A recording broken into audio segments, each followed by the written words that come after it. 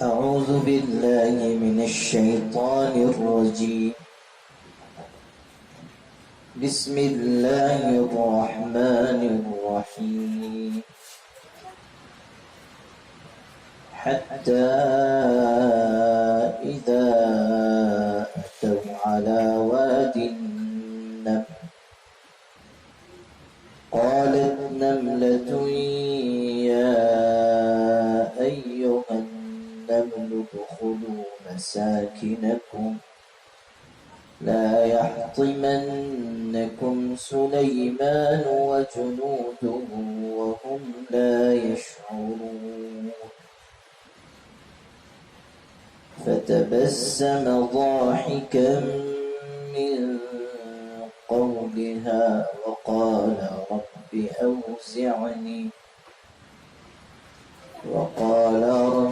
أوزعني أن أشكر نعمتك التي أنعمت علي وعلى والدي وأن أعمل صالحا ترضاه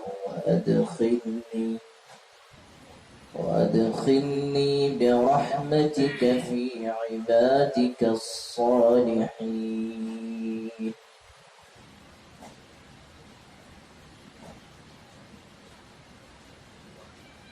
پناہ پکڑتا ہوں میں اللہ کی شیطان مردود سے. اللہ کے نام سے شروع کرتا ہوں جو نہایت مہربان بار بار رحم کرنے والا ہے.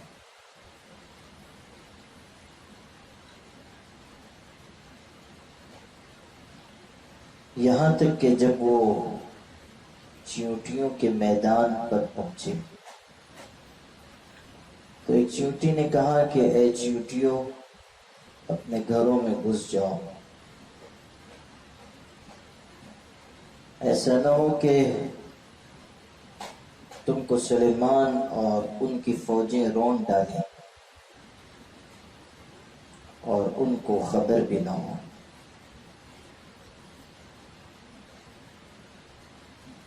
میں نے یہ بات عرض کی تھی کہ سورہ نحل اور سورہ نمل دونوں میں اجتماعی زندگی کے آداب سکھائے گئے. شہد کی مکھیوں کے واقعے کے ذریعے اور ان کے بعض حالات بیان کر کے یہ شعور سکھایا گیا کہ عام لوگوں کو کس طرح پابند بن کر رہنا چاہیے اور کس طرح اپنے بڑوں کی بات ماننی چاہیے. اور چیونٹیوں کے واقعے میں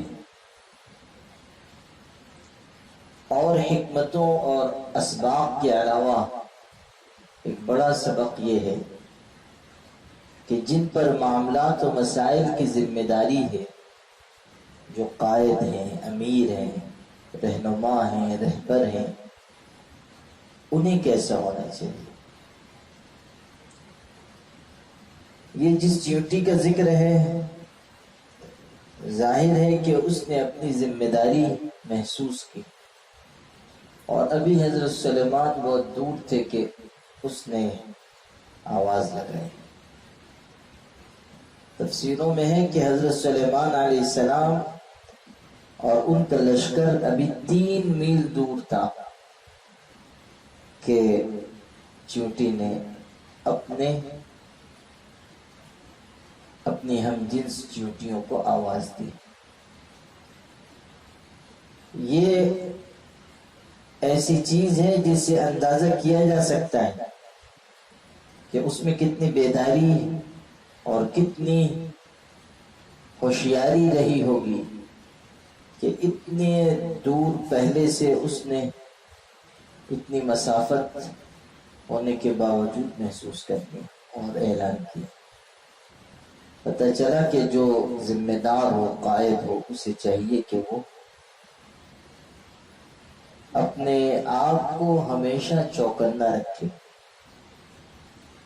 قائد کو ایسا سادہ لوح نہیں ہونا چاہیے کہ جو آئے اس کو چونا لگا کے چلا جائے، اس کو سمجھے ہی نہیں کہ کون صحیح ہے اور کون غلط ہے، کون انسان بدنیت ہے اور کون خیر خواہ ہے۔ ایسے شخص کو قیادت کا منصب نہیں دینا چاہیے۔ قائد وہ ہوگا جو پوری طرح چوکنا ہو۔ حضرت عمر ابن خطاب رضی اللہ تعالیٰ عنہ کے زمانے میں رومیوں نے اپنا جاسوس بھیجا تھا کہ ذرا دیکھ کر آؤ کہ مسلمانوں کے لشکر کا کیا حال ہے اور ان کے جو ذمہ دار اور امیر ہیں ان کی کیا صورت حال ہے۔ وہ جاسوسوں نے پورا جائزہ لیا اور جا کر جو رپورٹ دی وہ یہ کہ مسلمانوں کے جو امیر ہیں ان کی حالت یہ ہے کہ لا یخدع ولا یخدع، نہ وہ دھوکہ کھاتے ہیں اور نہ ان کو دھوکہ دیا جا سکتا، نہ دھوکہ دیتے ہیں نہ دھوکہ کھاتے ہیں۔ صرف یہ نہیں کہ دھوکہ نہیں دیتے، دھوکہ کھاتے بھی نہیں۔ یہ نہیں کہ کوئی بھی ان کو اپنی چرب زبانی سے اور اپنی لسانی سے متاثر کرتے یا ان کو غفلت میں رکھ کر نقصان پہنچاتے ہیں۔ مسلمان کی یہ شان ہونی چاہیے کہ لا یخدع ولا یخدع، نہ دھوکہ دیتا ہے نہ دھوکہ کھاتا ہے، ہوشیار ہونا چاہیے اور دشمن کی حرکتوں پر اور ان کی چالوں پر پوری نگاہ ہونی چاہیے، پوری نگاہ بہت ضروری ہے۔ تو اس واقعے سے ایک بڑا سبق تو یہ مل رہا ہے کہ ہوشیار رہا جائے۔ سورہ آل عمران میں آخری آیت ہے یا ایھا الذین آمنوا اصبروا وصابروا ورابطوا۔ مفسرین نے لکھا ہے کہ سورہ آل عمران میں جتنے احکامات اور جتنی ہدایتیں آئی ہیں ان سب کا نچوڑ اس ایک آیت میں ہے کہ یا ایھا الذین آمنوا اصبروا، اے ایمان والو صبر وصابروا، اور ایک دوسرے کو جمع رہنے کی نصیحت کرو، ورابطوا، اور چوکنے رہو۔ جیسے انسان سرحد پر ہمیشہ چوکنا رہتا ہے، جو سپاہی سرحد پر ہو وہ غافل نہیں ہوتا، اس لیے کہ ادھر چوکا اور ادھر موت کے گھاٹ اترا۔ تو جو سرحد پہ رہنے والا سپاہی ہے وہ کتنا چوکنا رہتا ہے، مسلمانوں کو اسی طرح چوکنا رہنا چاہیے۔ حضور صلی اللہ علیہ وسلم نے ارشاد فرمایا انتم فی رباط دائم، تم ہمیشہ محاذ پر ہو۔ یہ گمان کرو کہ تم ہمیشہ محاذ پر ہو، ہمیشہ ہوشیار ہو۔ جو تمہارے دین و ایمان کا دشمن ہے یعنی شیطان، اس کی طرف سے بھی چوکنے رہو، اور جو شیطان نما انسان ہیں، دشمنان دین اسلام اور مسلمانوں کو نقصان پہنچانے والے، ان سے بھی پوری طرح ہوشیار ہو، پوری طرح بیدار ہو۔ مسلمان کی یہی شان ہونی چاہیے۔ ایک ایسا موقع آیا تاریخ میں ہے کہ صحابہ کرام کا لشکر مقابلے کے لیے دشمنوں سے گیا۔ جو امیر تھے وہ ایک عام سپاہی کے روپ میں چلے گئے ادھر کے سپہ سالار سے بات کرنے، خود چلے گئے کہ ان سے بات چیت کی جائے اور کوئی راستہ نکلتا ہو تو نکالا جائے۔ وہاں گئے تو ان کی باتوں کو سن کر دشمنوں کے لشکر کا جو سپہ سالار تھا اس نے یہ گمان کیا کہ یہ تو بڑا ذہین ہے، اور جب ان کے لشکر میں ایسے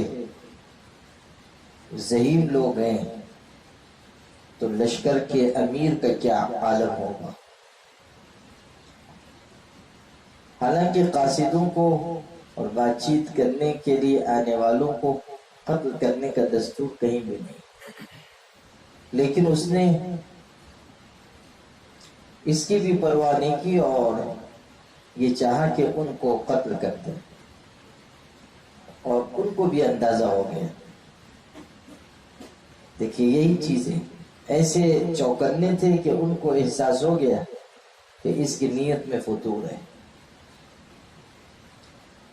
تو انہوں نے جھٹ سے کہا کہ بادشاہ سلامت، آپ نے بڑا احسان اکرام کا معاملہ ہمارے ساتھ کیا، اور میرے 10 چچا زاد بھائی بھی آئے ہوئے ہیں لڑنے کے لیے لشکر میں۔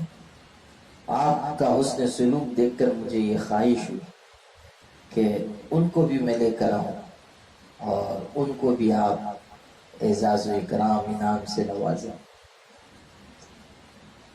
بادشاہ تحریر لکھ چکا تھا، تحریر یہ تھی، دربان کے پاس اس نے تحریر بھیجی تھی کہ یہ آدمی تمہارے پاس سے گزرے گردن اتار دے، تاکہ یہ ہو کہ عام لوگوں میں سے کسی نے قتل کر دیا، بادشاہ کی اجازت کے بغیر مار ڈالا گیا۔ اب جب انہوں نے یہ بات کی تو اس نے دوبارہ رقعہ لکھا دربان کو کہ ابھی مت قتل کرنا، کہ اوروں کو بھی لے کے آ رہا ہے، اس وقت قتل کریں۔ یہ نکلے اور اس کے بعد لشکر میں واپس چلے گئے۔ وہ کہاں چچا زاد بھائی تھے، انہوں نے کھیل کھیلا کہ اپنے آپ کو بچا سکے، چنانچہ چلے گئے۔ اب جب مقابلہ ہوا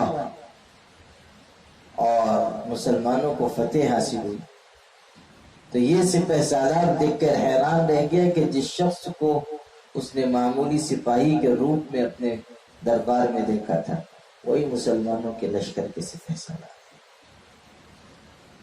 تو مسلمان چوکنا رہے، ہوشیار اور بیدار رہے، اور خاص طریقے پر وہ لوگ جن پر لوگوں کی رہنمائی کی ذمہ داری ہے۔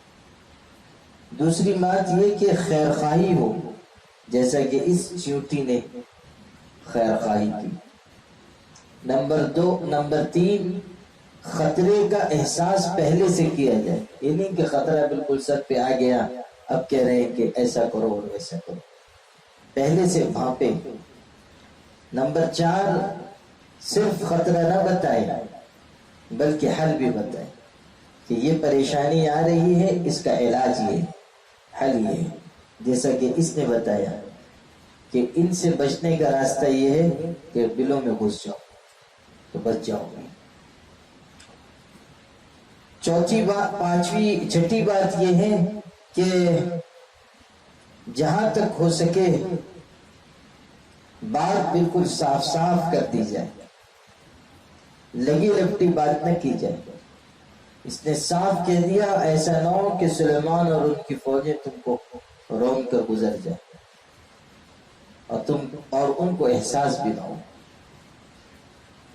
مفسرین نے لکھا ہے یہ جو بات اس نے کہی کہ ان کو احساس بھی نہ ہو، یہ در حقیقت اس نے حضرت سلیمان اور ان کے لشکر کی طرف سے معذرت پیش کی کہ وہ تم کو کچل دیں گے اور ان کو پتہ بھی نہیں چلے گا، یعنی جان بوجھ کر قتل نہیں کریں گے لیکن پیروں میں آ کے تم مر جاؤ گے، ان کو پتہ بھی نہیں چلے گا۔ اس میں بڑا سبق ہے۔ اب یہ جو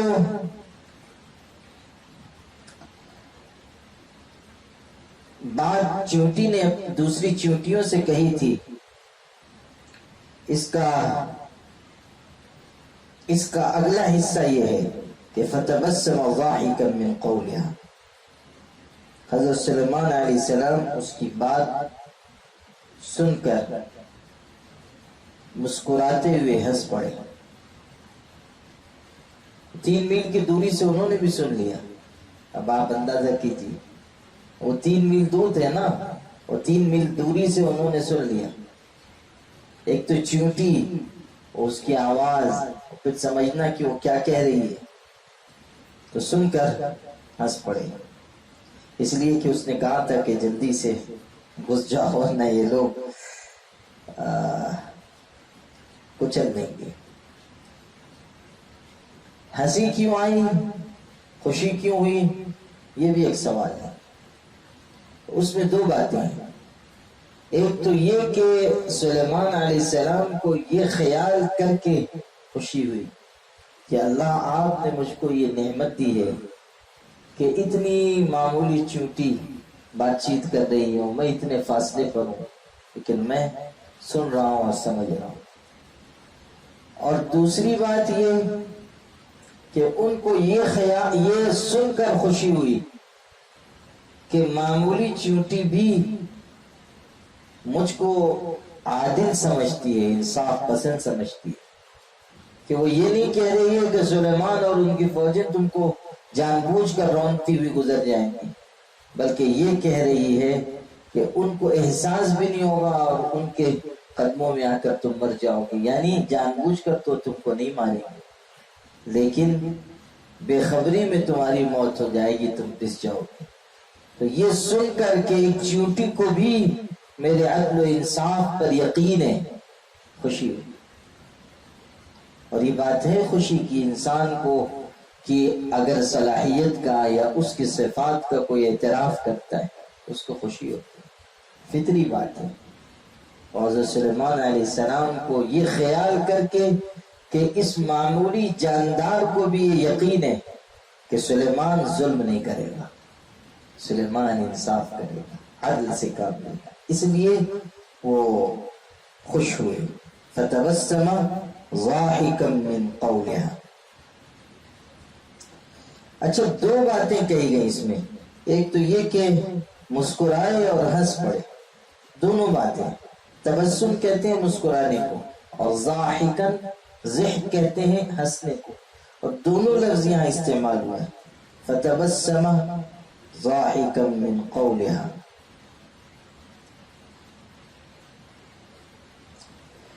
یہ در حقیقت اس لیے بیان ہوا ہے کہ عام طریقے پر انبیاء علیہ السلام صرف مسکرایا کرتے ہیں، ہنسا نہیں کرتے.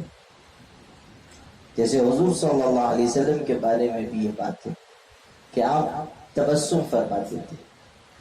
عام طریقے پر آپ ہنستے نہیں تھے.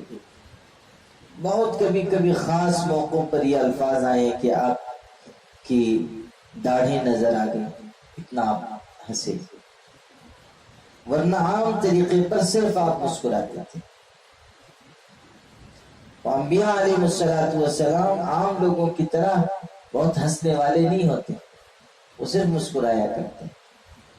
لیکن چونکہ سلیمان علیہ السلام کو غیر معمولی اس وقت خوشی ہوئی تھی، اس لیے ان کی مسکراہٹ آگے بڑھ کر ہنسنے میں تبدیل ہو گئی، اور دونوں بات یہاں ذکر ہوئی. تو اس کی بات سن کر مسکرا کر ہنس پڑے، اور انہوں نے کہا وقال رب اوزعنی ان اشکر نعمتک التي انعمت علی وعلی والدی. اے میرے پروردگار، مجھے توفیق عطا فرما کہ میں آپ کی نعمت کا شکر ادا کروں جو آپ نے مجھ کو دی اور میرے ماں باپ کو دی، اور اس بات کی بھی توفیق دے کہ میں اچھا عمل کروں جو آپ کو پسند آ جائے، اور مجھ کو اپنی رحمت سے اپنے نیک بندوں میں داخل کر دیجئے. شکر کی توفیق کی دعا مانگی، شکر کی توفیق ملے، چونکہ اتنی بڑی بڑی نعمتیں اللہ نے ان کو اور ان کے والدین کو عطا کی، تو انہوں نے شکر کی توفیق مانگی اور اچھے عمل کی توفیق مانگی. اور صرف اچھے عمل کی توفیق نہیں مانگی،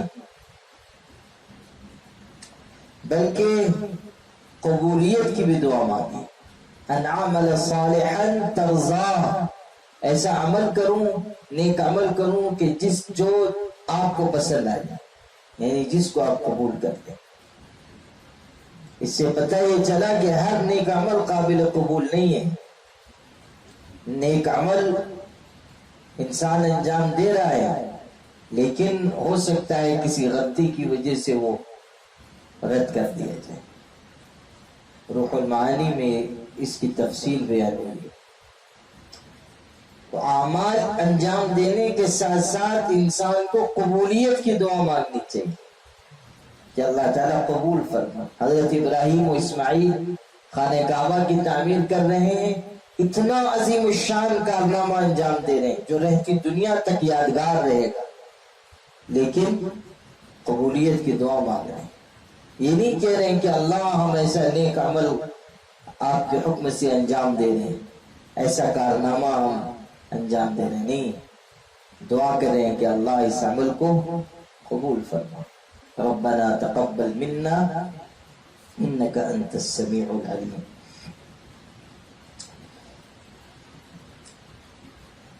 نیک بندوں میں شامل ہونے کی دعا مانگی. ادخلنی برحمتک فی عبادک الصالحین.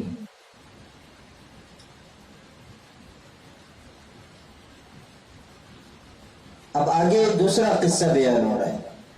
وتفقد الطير فقال ما لي لا أرى الهدهد أم كان من الغائبين. اور انہوں نے پرندوں کی خبرگیری کی. تفقد یعنی خبرگیری کرنا، خبر لینا، کہاں ہے، کیسے ہے.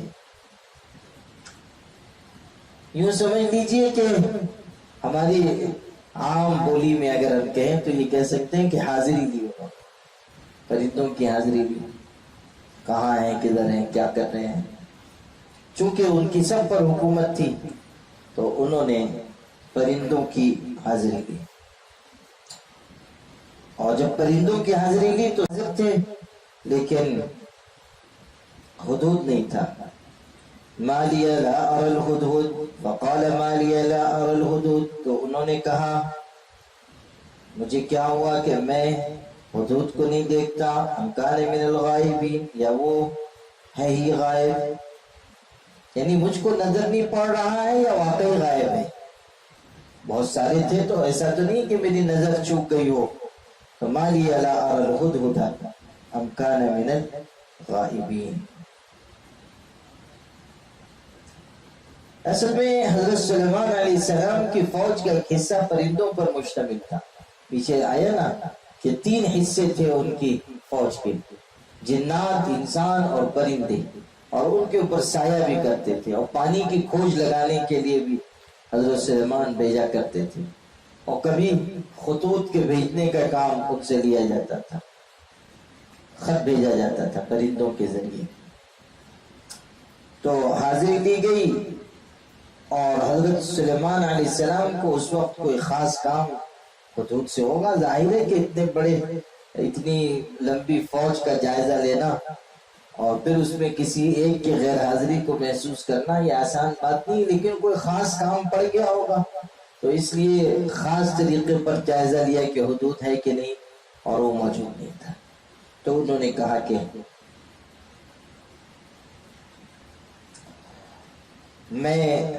مجھے کیا ہوا کہ میں حدود کو نہیں دیکھ رہا ہوں یا وہ ہے ہی غائب. ہدہد تیز نظر کی وجہ سے مشہور ہے اور خاص طریقے پر وہ پانی کی تلاش میں بہت ماہر ہے. وہ محسوس کر لیتا ہے کہ زمین میں کہاں پانی ہے. اب یہ جو غائب تھا تو حضرت سلیمان علیہ السلام نے اس کے غائب ہونے کی وجہ سے سخت جملے استعمال فرمائے. لو عذبنه عذابا شديدا او لأذبحنه او ليأتيني بسلطان مبين.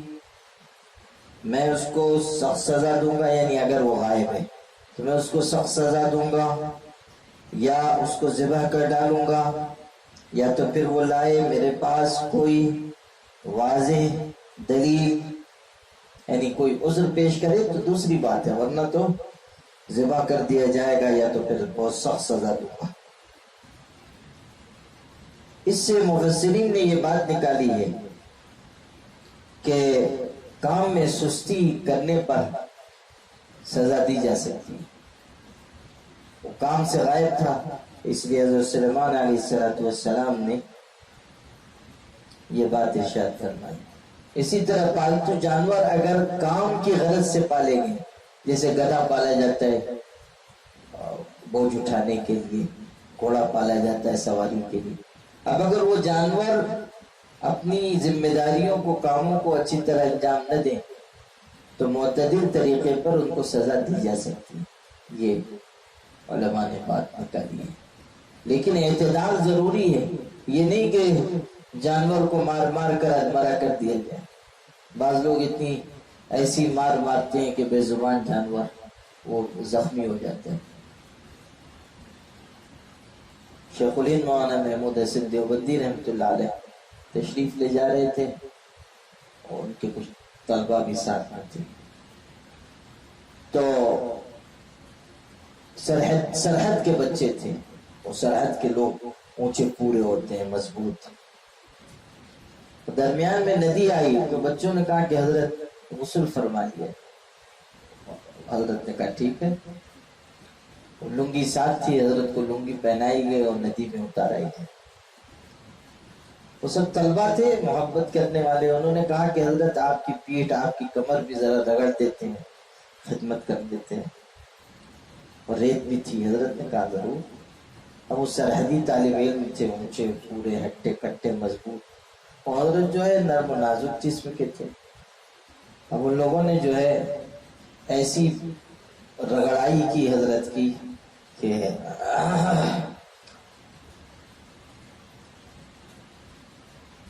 لیکن حضرت مروت کی وجہ سے کچھ انہوں نے کہا نہیں، خوب کس کے ان کی پیٹھ اور کمر رگڑی کی۔ غسل مکمل ہوا، نکلے باہر، پھر چلے آگے تو انہوں نے دیکھا کہ ایک بیل گاڑی چلی آ رہی ہے اور بیل جو اس میں جتے ہوئے ہیں ان میں سے ایک بیل کی کمر زخمی ہے۔ اس نے مارا ہوگا، جو وہ کسان تھا، بیل نہیں چلتا ہے تو مارتے ہیں، اور کبھی کبھی بہت بے دردی سے مارتے ہیں۔ اسی وجہ سے مجھے یاد آ گیا، حالانکہ جانوروں کو بے دردی سے نہیں مارنا چاہیے، تو بے دردی سے مارا ہوگا تو اس کو زخم ہو گیا۔ بیل گاڑی چلی آ رہی ہے تو ان طالب علموں نے دیکھا تو کہنے لگے کہ دیکھیے حضرت کیسی بے دردی سے اس کو مارا ہے، پتہ نہیں کس نے زخمی کر دیا ہے۔ اور حضرت مسکرائے اور فرمایا کہ سرحدی طالب علموں نے اس کی بھی کمر ریت سے رگڑی ہوگی۔ تب ان لوگوں کو اندازہ ہوا کہ ہم لوگوں نے خدمت کے نام پر حضرت کی مرمت کر دی ہے۔ تو اس سے یہ بات نکلتی ہے کہ اگر مارنے کی ضرورت پڑے تو معتدل مار سکتے ہیں، لیکن اتنی مارنا کہ وہ بے حال ہو جائے غلط ہے۔ او لَيَأْتِيَنِّي بِسُلْطَانٍ مُبِينٍ، دیکھیں قرآن کے ایک ایک لفظ سے اور ایک ایک جملے سے حقائق پتہ چلتے ہیں اور اصول معلوم ہوتے ہیں۔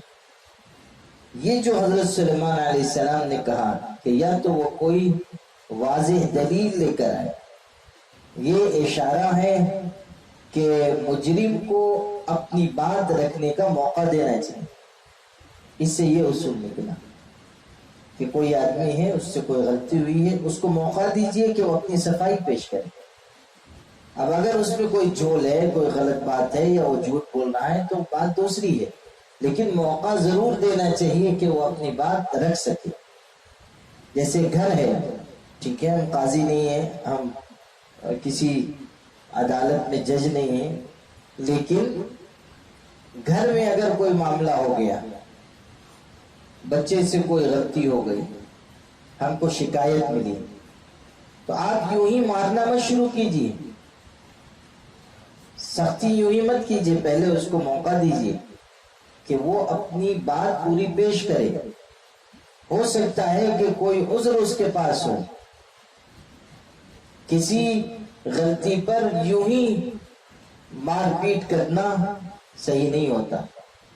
پہلے موقع دینا چاہیے کہ وہ اپنی صفائی پیش کرے. ایک دم سے انسان کو اشتعال میں نہیں آ جانا چاہیے.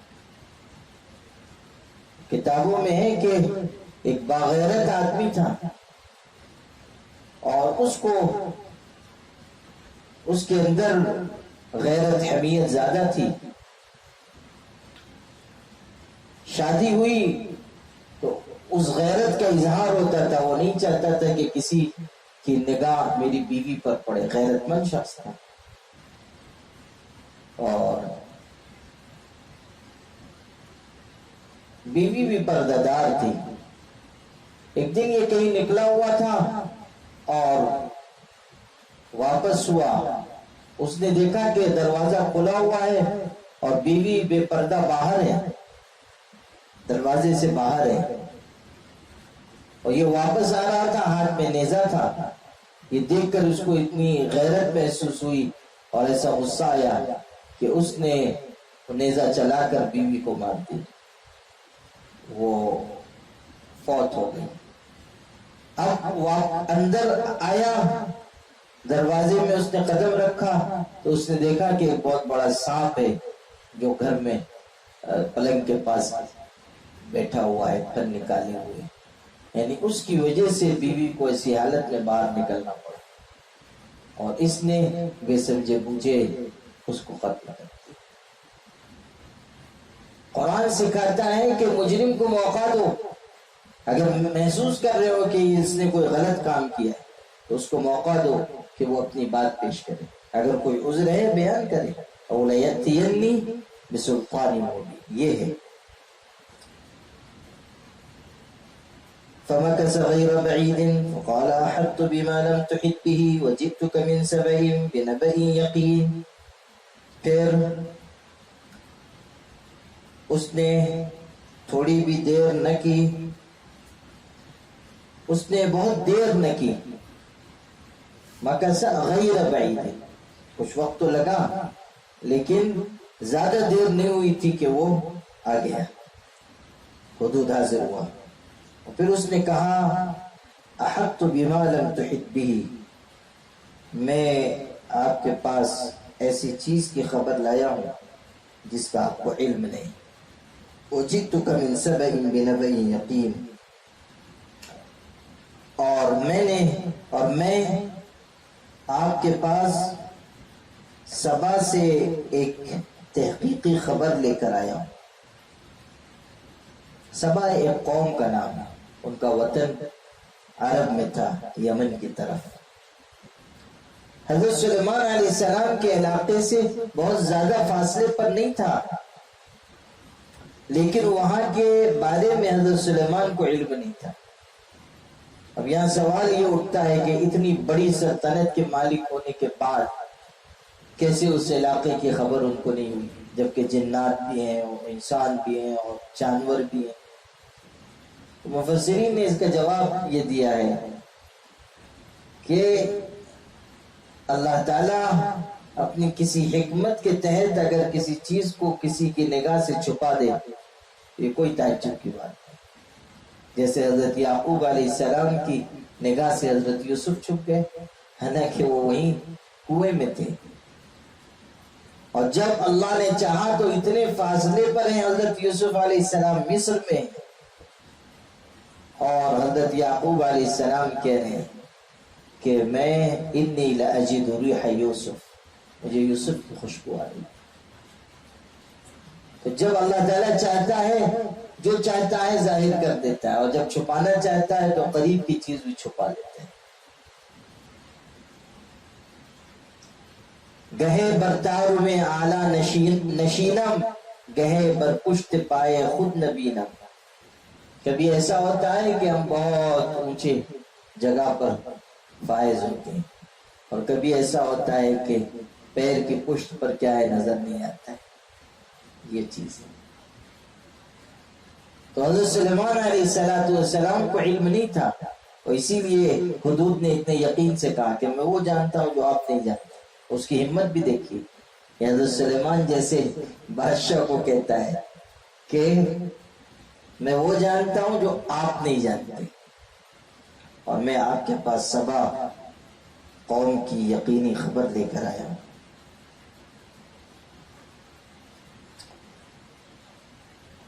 اب ایک بات اور کہتا ہوں یہاں، حضرت داؤد و سلیمان کا تذکرہ جہاں سے شروع ہوا تھا، وہاں سب سے پہلی بات کیا کہی گئی تھی؟ یہ بات کہی گئی تھی کہ ان کو ہم نے علم عطا کی، یہ کہا گیا تھا وَلَقَدْ آتَيْنَا دَاؤُودَ وَسُلَيْمَانَ عِلْمًا، ہم نے داؤد و سلیمان کو علم عطا کیا۔ یہاں پر حدود کہہ رہا ہے کہ میں ایسی چیز جانتا ہوں جو آپ نہیں جانتے۔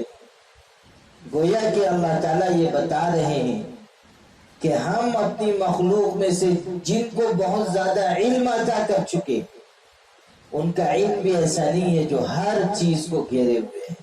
یہ خاصیت صرف ہمارے علم کی ہے کہ ہم سب جانتے ہیں۔ ہماری مخلوق میں چاہے کوئی کتنا ہی بڑا عالم کیوں نہ ہو جائے، اور ہم نے اس کو کتنے ہی علم کیوں نہ دیا ہو، ہر چیز اس کے علم میں ہو یہ ضروری نہیں ہے۔ ہمارے علاوہ کسی کا علم محیط نہیں ہے، صرف ہمارا علم ایسا ہے جو ہر چیز کو گھیرے ہوئے۔ ربنا وسعت كل شيء علما، کہا کہ اے ہمارے پروردگار آپ کا علم ہر چیز کو گھیرے ہوئے، لیکن مخلوق میں سے کوئی ایسا نہیں ہو سکتا جو سب جانتا ہو۔ اسی لیے حضرت سلیمان جن کو بطور خاص علم دیا گیا تھا اور جس کا تذکرہ کیا گیا، ان کے ذکر میں یہ بات لائی گئی کہ حدود جیسا ایک معمولی پرندہ کہتا ہے کہ میں وہ جانتا ہوں جو آپ نہیں جانتے۔ احطت بما لم تحط به، اور اس میں یہ اشارہ نکل گیا کہ کسی بھی عالم کو اپنے علم پر ناز نہیں کرنا چاہیے کہ ہم سب جانتے ہیں، اس لیے کہ انسان کا علم محدود ہے۔ اور شعر میں نے کئی دفعہ سنایا ہے کہ اکبر کہتے تھے من العلم قلیلا کو دیکھو بعد اوتیتم، قرآن میں سورہ بنی اسرائیل میں وما اوتیتم من العلم الا قلیلا، تمہیں بہت تھوڑا علم دیا۔ تو اسی آیت کو جوڑ کر اکبر نے شعر کہا کہ من العلم قلیلا کو دیکھو بعد اوتیتم، ورنہ بھائیو ایک دن کھاؤ گے جوتی تم، یعنی اگر اس حقیقت کو نہ سمجھو گے تو ایک دن جوتی کھاؤ گے۔ انسان یہ نہ سمجھے کہ میں سب سے زیادہ جانکار ہوں۔ جو جتنا بڑا عالم ہوتا ہے اس کو اپنی جہالت کا اتنا زیادہ احساس ہوتا ہے۔ جیسے جیسے علم بڑھتا جاتا ہے جہالت کا احساس بھی بڑھتا جاتا ہے۔ وہ اس طرح بڑھتا ہے کہ میں نے مان لیجیے آج 20 نئی چیزیں پڑھی اور نئی معلومات مجھ کو حاصل ہوئی، 20 نئی چیزیں، تو میرا علم تو بڑھا، لیکن ساتھ ہی مجھ کو یہ احساس بھی ہوا کہ یہ 20 چیزیں ایسی تھی جو آج تک میں نہیں جانتا تھا، آج میں جاننے والا ہوا۔ اور جیسے جیسے علم بڑھتا ہے جہالت کا احساس بھی بڑھتا ہے کہ بتائیں گے کتنی چیزیں ہیں جو ہمارے علم میں نہیں ہیں، ہم نہیں جانتے۔ تو عالم کو ناز نہیں کرنا چاہیے۔ امام مالک تو کہتے تھے علموا اصحابکم قول لا ادری، اپنے شاگردوں کو لا ادری کہنا سکھاؤ۔ لا ادری یعنی میں نہیں جانتا، ان کو سکھاؤ کہ جب کوئی چیز نہیں معلوم ہے تو صاف کہہ دیں کہ میں نہیں جانتا، قیل قال نہ کریں، دائیں بائیں کی بات نہ کریں، ادھر ادھر جوڑ جاڑ کے کوئی بات نہ پیش کریں جیسا کہ لوگ کرتے ہیں۔ وہ سنایا تھا نا، والد صاحب نے ایک دفعہ سنایا کہ ایک صاحب تھے، مسئلے مسائل زیادہ معلوم نہیں تھے، کوئی آتا تھا تو اس کو کسی نہ کسی چیز میں الجھا دیتے تھے۔ تو ایک دفعہ کوئی آیا، اس نے کہا کہ مرغی کنویں میں گر گئی، وہ کتنے ڈول پانی نکالنے پڑیں گے، معلوم تھا نہیں اس کو۔ تو اس نے کہا کہ پہلے جاؤ تم یہ تحقیق کر کے آؤ کہ وہ مرغی جو ہے وہ گندی تھی یا صاف ستھری تھی، پہلے یہ پتہ کر کے آؤ تب پھر میں مسئلہ بتاتا ہوں۔ وہ پوچھنے والا بھی بڑا ذہین تھا، اس نے کہا مولوی صاحب مرغی بالکل پاک صاف ہو کر غسل کر کے وضو کر کے استخارہ کر کے پھر کودی ہے، بتائیے مسئلہ یعنی آپ بتا دیجیے۔ تو پھنس گئے، صاف کہہ دینا چاہیے کہ مجھے نہیں بتاتا، میں کتاب دیکھ کر بتا دوں گا، اپنے سے بڑے کسی عالم سے پوچھ کر، اپنے استاد سے پوچھ کر بتا دوں۔